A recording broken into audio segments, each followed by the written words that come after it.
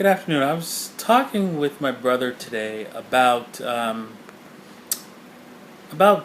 gold and silver and basically whether or not to buy stocks, whether or not to purchase companies, basically um, over just buying metals, precious metals, because we were watching a video from Truth Never Told, and he has his point of view and what his solution is, and it's a possible way of doing things. It's fine, but the reason I'd like to share my way of doing things and why I see things is uh, I think everybody has to make their own choice on how to survive the collapse of the dollar.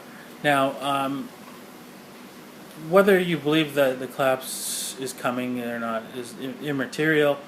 It's a mathematical inevitability, and you can either be the one who knows it's coming and prepares for it, or the person who doesn't believe it's coming and doesn't prepare for it. So, so with that said, um, one has to decide. Okay, well, based on the collapse of the dollar, how far will it go? And I told my brother that, hey, you know what? I don't think that we're going to have, for example, the Mad Max style, where a nuclear bomb goes off and all the cities are destroyed and there's nothing left, right? I think there has to be a level of preparedness that you're going to prepare for this situation, because you could say that it is possible for an asteroid to come to our planet, hit our planet, and destroy most of the life on the planet. But are you willing to prepare for that? I'm not willing to prepare for that, but that's a possibility. Also, it's a possibility of nuclear war, or an EMP takes out the system. That is also a possibility that I'm not willing to prepare for. What I am willing to prepare for is the dollar collapse, and what that will mean from our government officials and so forth. As you can, the way I see it is that there's going to be a level of whether the government decides to go all the way to socialist side, or say, hey, you know what, let the capitalist side take care of it. If they let the capitalist side take care of it, then this whole system we'll be back on our feet in less than a year. But if the government decides to take it over, which they will, because what do politicians know how to do, right? They only know how to take. So they will decide, hey, you know what, we need to reorganize society and make it all better. So let's take over companies and run the companies properly, so that we can all get our food on the table and stuff like that. So they're going to take over our economy. More than likely, they're going to take over our economy. Now, with that said, right, you have to prepare for that eventuality.